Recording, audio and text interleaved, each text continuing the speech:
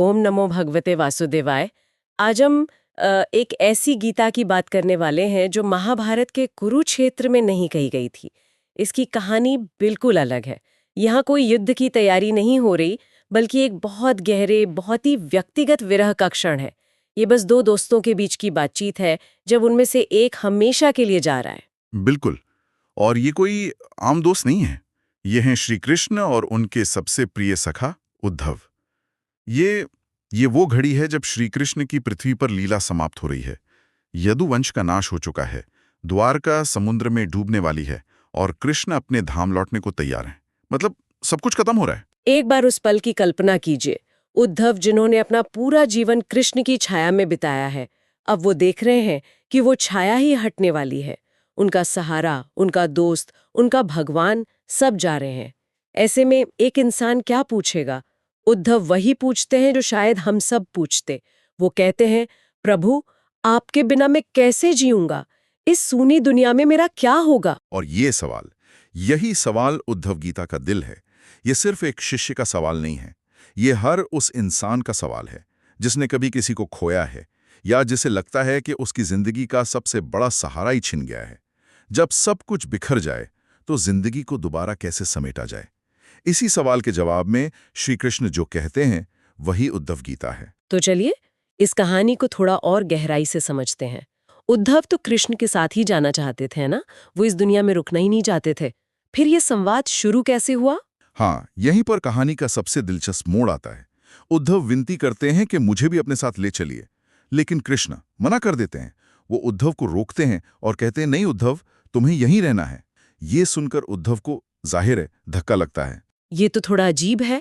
अपने सबसे प्रिय भक्त को वो अपने साथ क्यों नहीं ले जा रहे? क्योंकि श्री कृष्ण कहते हैं कि अब तक तुमने जो ज्ञान मुझसे सीखा उसे एक क्लासरूम में बैठकर सुना है। हम्म। अब उस ज्ञान को जीने का, उसे प्रैक्टिकल में लाने का समय आ गया है। हम्म। ज्ञान की असली परीक्षा दुनिया से भागने में नहीं, दुनिया में रहने में है।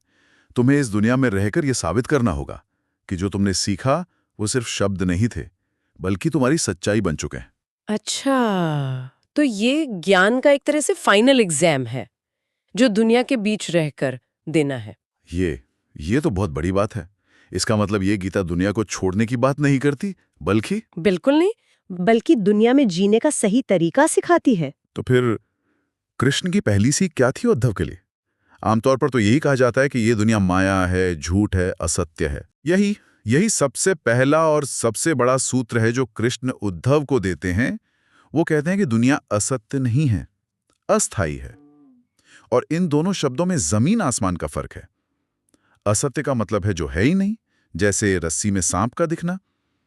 लेकिन अस्थायी का मतलब है जो आज है पर कल नहीं होगा, जैसे बादल या नदी का प्रवाह। मतलब दुनिया को कोसना नहीं है, उसे एक हकीकत की तरह स्वीकार करना है। बस ये याद रखना है कि ये परमानेंट नहीं है। बिल्कुल।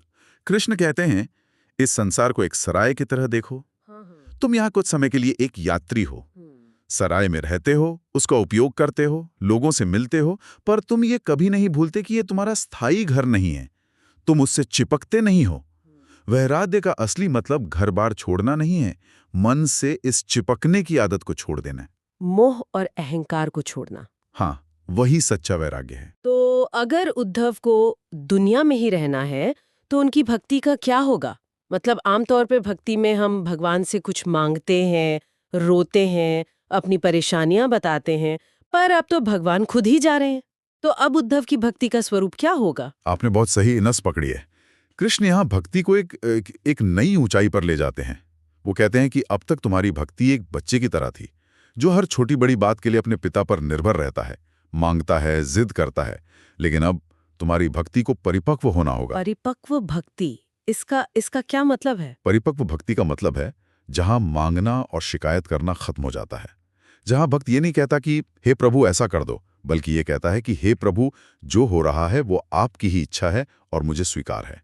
ये भरोसे का, समर्पण का शिखर है। यहाँ आंसू शिकायत के नहीं होते? नहीं, बल्कि हर हाल में राजी रहने के होते हैं। ये भक्ति का वो रूप है जहां कोई सौदा नहीं है, सिर्फ स्वीकृति है। ये तो बहुत मुश्किल लगता है। मतलब जीवन में कुछ बुरा हो रहा हो और आप बस उसे स्वीकार कर लें। क्या इससे इंसान एक तरह से निष्क्रिय या उदासीन नहीं हो जाएगा? उसे लगेगा कि कुछ भी हो, मुझे क्या फर्क पड़ता है। बहुत जरूरी सवाल है ये, और शायद यही सवाल उद्धव के मन में भी आया होगा कि क्या ये ज्ञान मुझे कठोर तो नहीं बना देगा? क्या मैं दूसरों के दुख दर्द से उदासीन हो जाऊंगा? और यही कृष्ण तीसरा बड़ा सूत्र देते हैं, क्या? ज्ञान बिना करुणा के अधूरा है। अच्छा, तो ये दोनों साथ साथ चलते हैं। हमेशा। कृष्ण साफ साफ कहते हैं कि अगर तुम्हारा ज्ञान तुम्हें दूसरों के दुख से दूर ले जाए, तुम्हें पत्थर दिल बना दे, तो वो ज्ञान नहीं, अहंकार का एक नया मुखौटा है। असली ज्ञानी तो और भी ज्यादा कोमल और भी ज्यादा संवेदनशील हो जाता है, क्योंकि उसे हर जीव में वही एक परमात्मा दिखाई देने लगता है। वो किसी को खुद से अलग समझ ही नहीं पाता, तो दूसरे का दर्द उसका अपना दर्द बन जाता है। सच्चा ज्ञान तोड़ता नहीं, जोड़ता है। ये बात सुनकर मेरे मन में एक और सवाल आ रहा है। अगर ज्ञानी को इतना कोमल और दुनिया से जुड़ा होना चाहिए, तो फिर हमारे समाज में संन्यास लेने और घर परिवार छोड़ने की जो धारणा है, उसे इतना महान क्यों माना जाता है? क्या ये गीता इस बारे में कुछ कहती है? हाँ, और जो कहती है वो उस समय के लिए बहुत क्रांतिकारी बात थी। ये गीता इस धारणा को पूरी तरह से खारिज कर देती है कि सन्यासी किसी गृहस्थ से श्रेष्ठ है। कृष्ण कहते हैं कि अपने घर में, अपने परिवार के बीच रहकर अपने कर्तव्यों को ईमानदारी और बिना किसी मोह के निभाने वाला इंसान उस भगोड़े सन्यासी से कहीं बेहतर है, जो दुनिया से तो भाग गया, पर जिसका मन अभी भी अहंकार और वासनाओं से भरा है। अरे वाह! तो महत्व इस बात का नहीं है कि आप कहाँ हैं, बल्कि इस बात का है कि आप कैसे हैं, आपकी मानसिक स्थिति क्या है। बिल्कुल। असली सन्यास कपड़ों का या जगह का नहीं, वृत्तियों का है, आदतों का है। आप हिमालय की गुफा में बैठकर भी दुनिया के बारे में सोच सकते हैं, और अपने ऑफिस में काम करते हुए भी पूरी तरह से अनासक्त रह सकते हैं। कृष्ण ने उद्धव को यही कहा, तुम्हें सन्यासी बनने के लिए कहीं जाने की जरूरत नहीं है, अपनी जिम्मेदारियों को ही साधना बना लो। तो हमने समझा कि दुनिया अस्थायी है, भक्ति परिपक्व होनी चाहिए, ज्ञान में करुणा जरूरी है और गृहस्थ भी श्रेष्ठ हो सकता है।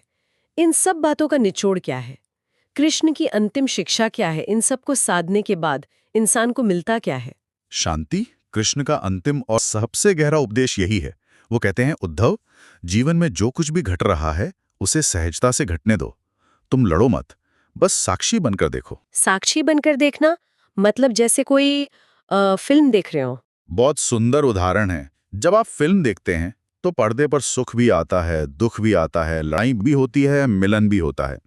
आप सब कुछ महसूस करते हैं, पर आप ये जानते हैं कि आप सिर्फ एक दर्शक हैं। आप उस कहानी का हिस्सा नहीं हैं। कृष्ण कहते हैं, जीवन को भी ऐसे ही देखो। सुख आए उसे देखो, दुख आए उसे भी देखो। इस देखने वाले भाव में, इस साक्षी भाव में टिक जाना ही परम शांति है। यही मोक्ष है। लड़ना बंद कर देना ही मुक्ति है। इस पूरी बातचीत में कुछ ऐसी पंक्तियां हैं जो सीधे दिल में उतर जाती हैं। आपने जो स्रोत भेजे थे, उनमें से एक श्लोक का भाव था जो अकेलेपन की बात करता है। आज के समय में अकेलापन एक बहुत बड़ी समस्या है। कृष्ण उद्धव के अकेलेपन का क्या इलाज बताते हैं? वो कहते हैं, जो इंसान मुझे सब में देखता है और सबको मुझ में देखता है, वो कभी अकेला नहीं हो सकता। अकेलापन एक भ्रम है जो मैं और तुम के भेद से पैदा होता है। जब तक हम खुद को एक अलग इकाई मानते हैं और दूसरों को अलग, तब तक हमें अकेलापन महसूस होगा। जिस पल ये समझ आ जाता है कि हम सब उसी एक समंदर की लहरें हैं, अकेलापन कहाँ बचेगा। तब आप भीड़ में भी शांत रह सकते हैं और अकेले कमरे में भी पूरी कायनात को अपने साथ महसूस कर सकते हैं। और ज्ञान के बारे में भी एक बहुत गहरी बात कही गई है।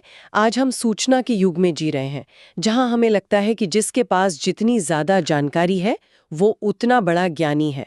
लेकिन गीता की परिभाषा कुछ और ही है। हाँ, गीता कहती है, ज्ञान वो नहीं जो शब्दों में या किताबों में बंद हो। ज्ञान वो है जो तुम्हारे मन को शांत कर दे। ये आज के लिए एक लिटमस टेस्ट जैसा है। आप दिन भर में कितना भी कुछ पढ़ लें, सुन लें, देख लें, लेकिन अगर दिन के आखिर में आपका मन बेचैन है, थका हुआ है, तो आपने सिर्फ सूचना इकट्ठी की है, ज्ञान अर्जित नहीं किया। ज्ञान की एकमात्र कसौटी है भीतरी शांति। अगर वो बढ़ रही है तो आप सही रास्ते पर हैं। और इसी से जुड़ा हुआ वो कमल के पत्ते वाला उदाहरण है, मुक्ति का, स्वतंत्रता का सूत्र। मुक्त वही है जो संसार में रहते हुए भी उससे बंधा न हो। कमल का पत्ता रहता पानी में ही है, उसी से जीवन लेता है, लेकिन पानी की एक बूंद भी उस पर ठहर नहीं पाती, वो फिसल जाती है। यही जीवन जीने की कला है। संसार में रहो, सारे रिश्ते निभाओ, अपनी जिम्मेदारियां पूरी करो, लेकिन मन से किसी से भी ऐसे मत चिपक जाओ कि उसके जाने से तुम पूरी तरह टूट जाओ। इस अवस्था को ही जीवन मुक्त अवस्था कहते हैं। ये मरने के बाद नहीं, जीते जी अनुभव करने वाली अवस्था है। ये सारी बातें आज के इंसान के लिए कितनी ज़रूरी हैं। आज का इंसान भावनात्मक रूप से बहुत थका हुआ है, रिश्तों का बोझ है, भविष्य का डर है, हर कोई किसी न किसी तरह के विरह से गुजर रहा है। और उद्धव गीता इसी थके हुए, डरे हुए और बोझिल मन के लिए एक मरहम की तरह है।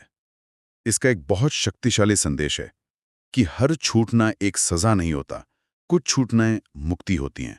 हम लोगों को, चीजों को, परिस्थितियों को कसकर पकड़े रखना चाहते हैं, और यही हमारे सारे दुखों की जड़ है। उद्धव गीता हमें सिखाती है कि बहने देना, जाने देना भी आना चाहिए।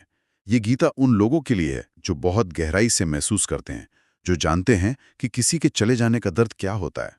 और मैं जब भी इस कहानी के अंत के बारे में सोचती हूँ, तो मेरे रोंगटे खड़े हो जाते हैं। श्री कृष्ण का उद्धव को अपने साथ ना ले जाना, ये अपने आप में ही सबसे बड़ा उपदेश है। निश्चित रूप से ये गुरु का अपने शिष्य पर सबसे बड़ा भरोसा है। जब आपका गुरु या आपका मार्गदर्शक आपसे कहता है कि अब तुम अकेले चलो, तो ये आपका अपमान नहीं, आपका सबसे बड़ा सम्मान है। ये इस बात की घोषणा है कि अब तुम तैयार हो, अब तुम्हें किसी बैसाखी की जरूरत नहीं है, अब तुम अपने प्रकाश में खुद चल सकते हो। तो इस पूरी चर्चा के अंत में हमारे सुनने वालों के लिए हम कौन सा एक विचार छोड़कर जा सकते हैं? विचार ये है कि अगर जीवन में कभी आपको लगे कि ईश्वर ने या नियति ने आपको अकेला छोड़ दिया है, तो इसे एक अभिशाप मत समझिए। हो सकता है ये इस बात का संकेत हो कि अब आप अपनी यात्रा के लिए पूरी तरह से तैयार हैं। ये एक अंत नहीं, बल्कि एक नई और ज्यादा स्वतंत्र शुरुआत है। श्री कृष्ण का उद्धव को अकेला छोड़ना उनका दुर्भाग्य नहीं, उनका सबसे बड़ा सौभाग्य था। वो उनका राज तिलक था।